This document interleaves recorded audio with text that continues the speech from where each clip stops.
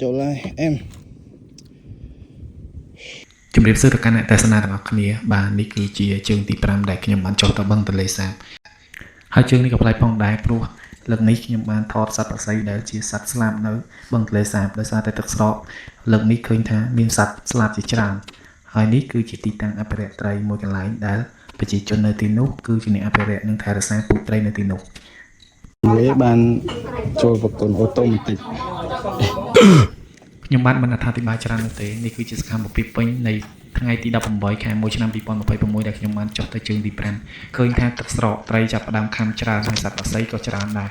សង្ឃឹមថានៅរយៈពេលកន្លះខែចុងក្រោយទៀតនឹងដល់ឃើញចុងកក់នោះខ្ញុំនឹងសង្ឃឹមថាត្រីនឹងខាំច្រើនជាងនេះហើយក៏ដល់រដូវទឹកខ្វាន់ដែលយើងអាចស្ទួយបានដូចគ្នាហើយវីដេអូបន្តសូមបងប្អូនអញ្ជើញចូលទស្សនាវីដេអូនេះរហូតដល់ចប់នឹងមានសកម្មភាពជាច្រើនដែលខ្ញុំបានយកត្រីទាំងអស់នោះ em chụp pin nhá chụp một pin nhá ô pin nhá các bạn mà lượng thọn nữa pin các bạn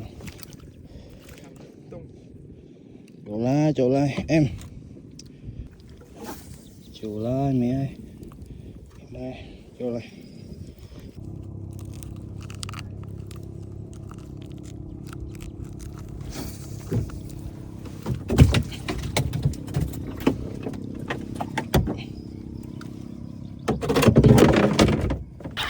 Ôi.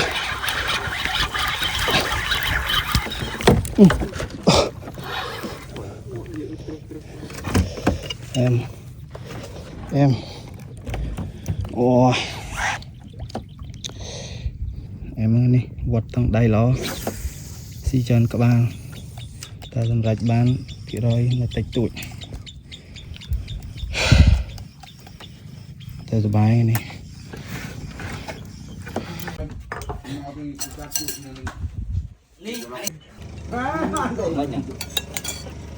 chẳng may nhầm rồi mà mềm kia thì đây này.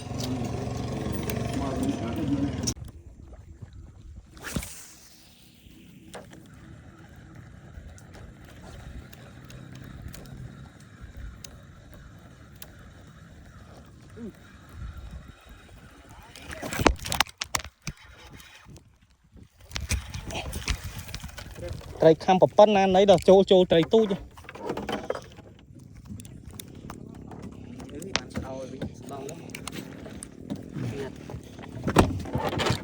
bỏ tí vào môi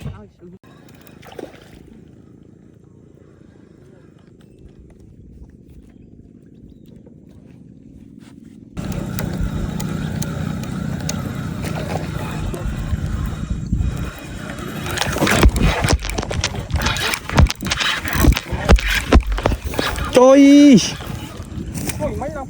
con nan này ơi con nào à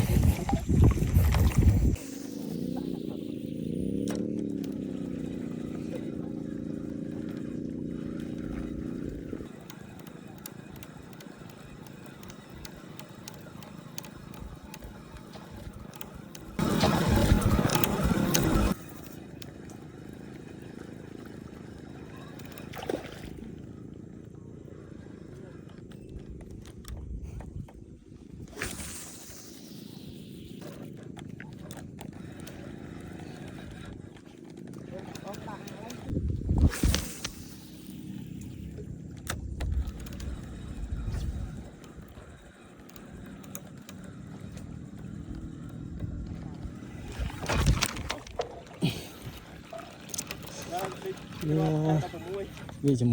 chỉ một trâu mà ôm các bạn